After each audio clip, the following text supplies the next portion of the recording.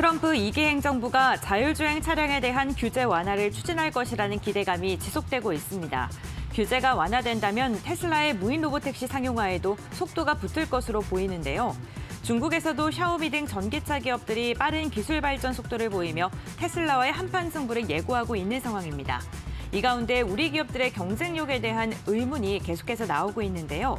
앞으로의 투자 방향성 지금부터 알아보시죠.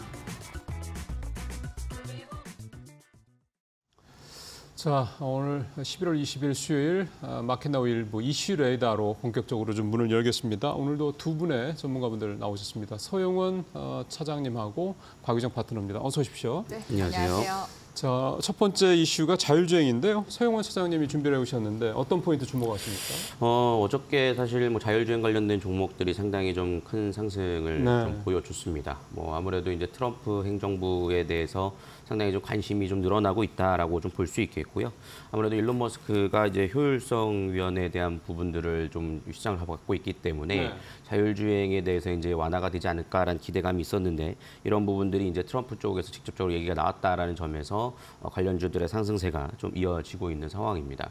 사실 자율주행이 여러 가지 좀 노이즈도 상당히 많습니다. 윤리적인 문제도 있고요. 기술적인 문제도 있습니다만 어쨌든 자율주행에서 최근에 이제 테슬라에서는 사이버캡이라고 좀 발표가 있지 않았습니까?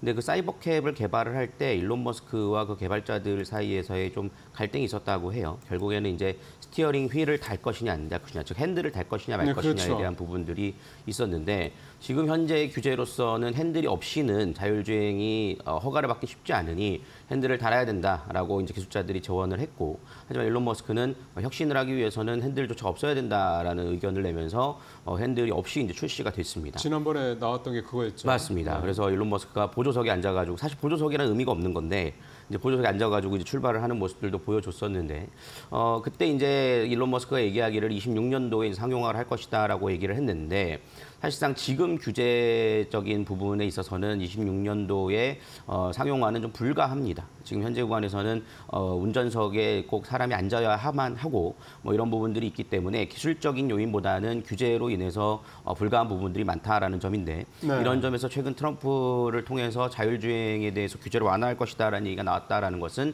실질적으로 어느 정도 좀 다 잡혀져 있는 것이 아니냐라는 얘기들도 나오고 있는 상황입니다. 그렇기 때문에 자율주행에 대한 부분들은 앞으로 이제 주 단위별이 아니라 이제 연방 단위로서 규제를 완화할 가능성이 높다라는 얘기들이 나오고 있기 때문에 자율주행 쪽에 대해서는 앞으로 좀 지속적으로 좀 우리가 관심을 가져봐야 될 부분이라고 좀 판단을 하고요.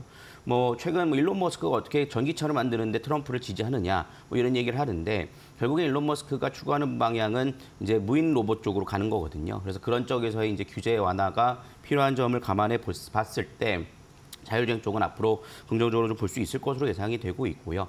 최근 구글 같은 경우에도 웨이모라는 이제 로봇 택시를 또 출시를 하면서 실질적으로 또 운행이 되고 있는 상황이거든요.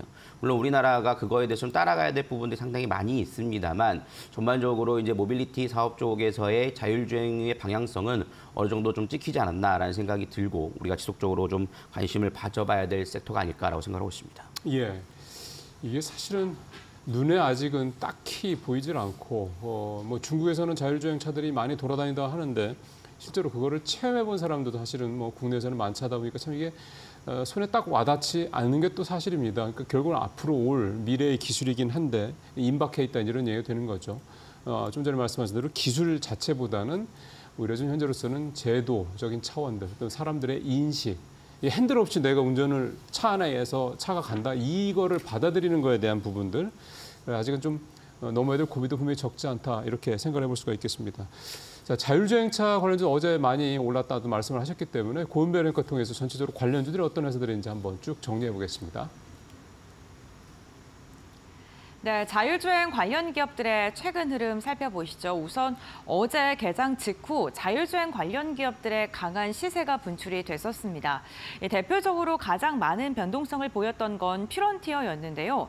테슬라와의 기대감 속에 장중 개장 직후에 23%까지 급등을 했다가 윗꼬리를 달면서 4%가량 상승한 채 마감을 했습니다.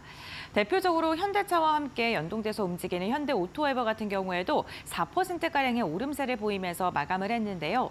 어제 현대모비스가 처음으로 인베스터 데이를 열고 글로벌 톱3 부품사로서의 도약을 하겠다라는 포부를 밝히기도 했습니다. 현대차 그룹 계열사들이 이제는 세계에서 각각 인정을 받는 모습이 나타나면서 현대 오토에버에 대한 기대감도 커지고 있고요. 칩셋 미디어 같은 경우에도 7%가량의 강세, 그리고 SOS랩도 7%가량의 오름세가 확인이 됐는데요. 이 자율주행 관련 기업들 변동성을 보이고 있는 가운데 개장 직후에 강세를 보였다가 윗꼬리를 달면서 내려오는 기업들도 있었고요. 오후장 오히려 반등을 해주는 기업들도 있었는데요. 변동성이 크다 보니까 종목을 선별하고 접근하는데 어려움을 겪고 계실 것 같습니다. 이러한 가운데 전문가들은 과연 어떠한 종목을 눈여겨보고 있을까요? 지금부터 알아보시죠. 예, 또 하나가 이제 자율주행 관련돼서 국내에 정말 이렇게 뭔가 실체가 있는 또 회사가 있느냐, 뭐 이런 부분도 사실 우리가 이제 현재로서는 잘 확인을 해야 될 그런 시기인 건 분명한 것 같습니다. 서 차장님, 이 전체적으로 이 관련돼서 어떤 종목이나 이런 부분들을 생각하시는지 좀 구체적으로 좀 말씀을 좀 해주시면 좋을 것 같습니다. 네, 일단은 뭐 말씀해 주셨듯이 자율주행에 대해서 사실 뭐 테슬라와 직접적인 연관성이 있느냐라는 기업들을 찾을 때는 뭐 많지 않은 것이 현실이라고 좀 볼 수 있겠고요. 대부분 이제 우리나라 같은 경우에는 이제 중국이나 이제 우리나라 기업들과 연관이 돼 있기 때문에 사실 최근 자율주행 관련된 종목들의 흐름들을 보면은 사실상 이렇게 추세적으로 좀 살아나는 흐름들이라고 보기는 좀 어려울 수는 있습니다. 네. 그러니까 어떻게 보면은 최근 투자자들의 관심 밖에 있는 좀 섹터라고도 볼 수 있을 텐데요. 하지만 이제 제가 봤을 때 장기적으로 봤을 때는 현재 구간에서 주가에 대한 메리트는 충분히 있다라는 점을 판단을 했고, 현재 이제 미국서부터 규제 완화가 시작이 되고 이런 부분들이 좀 탄력을 좀 받을 것으로 예상이 되고 있기 때문에 지금부터 조금 목석을 가리시면서 종목들을 선별해 나가시면 저가 매수 기회로 좀 볼 수 있지 않을까라고 생각을 해서 제가 네. 좀 선별을 해봤고요. 어떤 종목 저는 준비했어요? 모트렉스를 좀 준비를 했습니다. 예. 모트렉스 같은 경우에는 뭐 이제 자율주행 쪽에 가장 이제 핵심적인 부품들을 대부분 뭐 생산을 하고 있다라고 볼 수 있겠고요. 뭐 HUD라든가 아이다스 정도 같은 개발을 하면서 자율주행에 대한 센서 쪽을 좀 개발을 하고 있는 상황이라고 좀 볼 수 있겠습니다. 즉 스마트카의 좀 필수 장치들을 대부분 사업을 하고 있다라고 좀 볼 수 있겠고요.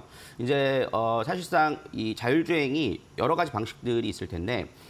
카메라로 이제 보통 이제 자율주행을 판단을 하는 기술력이 있고요. 그렇죠. 그다음에 레이더 센서, 아이다 센서로 이제 이것을 개발하는 부분들이 있죠. 카메라가 지금 테슬라가 하는 방식인 거죠? 카메라로 했다가 이제 아이들을 옮겨가는 추세로 테슬라도 있죠, 맞습니다. 결국 라이더가 대세라는 그렇죠. 얘기네요. 그렇기 때문에 그런 쪽에 대해서 우리가 좀 주목을 해봐야 될 것으로 예상이 좀 되고 있고요.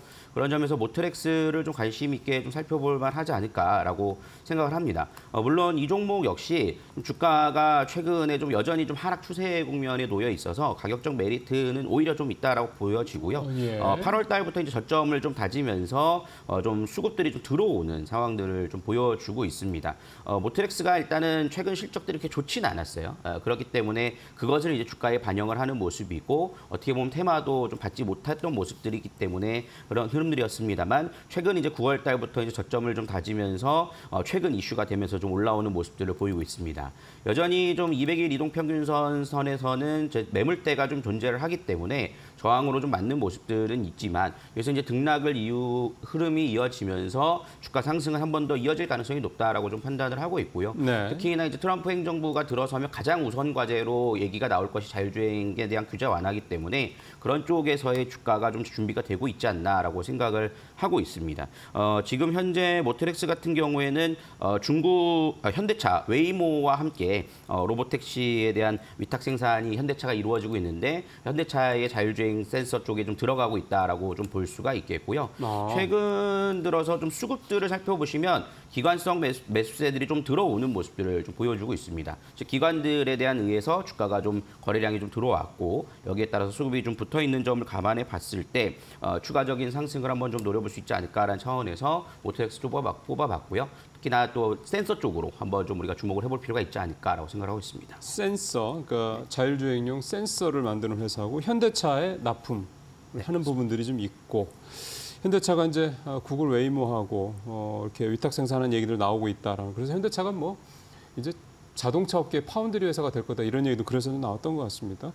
자, 모트렉스 우리 서 차장님 말씀을 해주셨고요. 자, 이번에는 곽유정 파트너께서는 어떤 자율주행 관련주 생각하고 계세요? 네, 아무래도 테마성으로 움직임이 나오다 보니까 네. 테슬라와 그래도 어느 정도 연관성이 있는 기업이 아무래도 아무래도 주가상 그렇죠. 탄력성이 더 좋을 것 같아서 라이콤이라는 기업을 가져갔고요. 네. 사실 어제 정거래 같은 경우에 퓨런티어라는 기업이 주가가 급등세가 강하게 나오게 됐었거든요. 네. 그 기업 같은 경우도 센싱 카메라를 만드는 기업인데다가 삼성전기를 통해서 테슬라까지 이제 직간접적인 그런 납품에 대한 수혜 기대감으로 인해서 강한 상승세가 나왔습니다.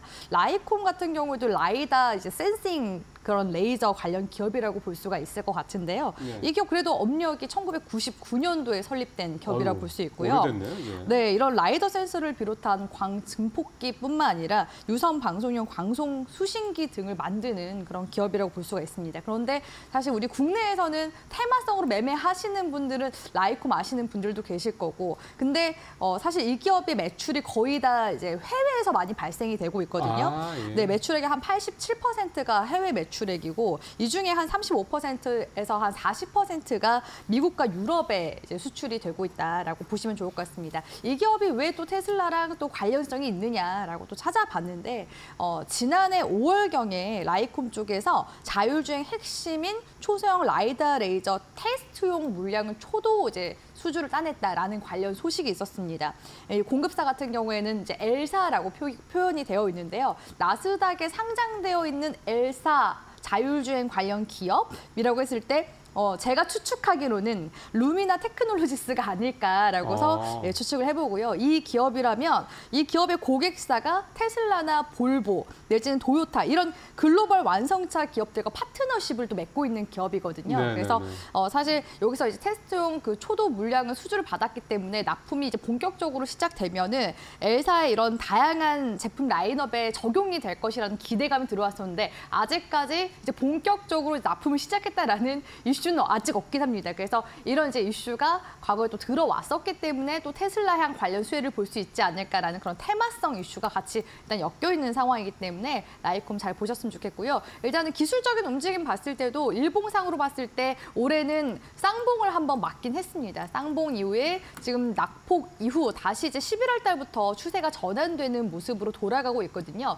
기술적으로 이제 단기 대응하실 거다 하시는 분들이시라면 21선 기준으로 해서 하단 이탈 여부 보면서 대응하시는 게 좋을 것 같고요. 상단으로 봤을 때는 그래도 4,400~500원 구간대까지는 추가적인 변동성이 더 나와줄 가능성이 높기 때문에 트레이딩 하시는 분들은 제가 말씀드린 가격 구간대 참고하셔서 변동성 잘 활용해서 트레이딩 해보시길 바라겠습니다. 예. 모트렉스, 라이콤, 완전 자율주행 관련된 관련주 두 군데 소개를 좀 해주셨고요.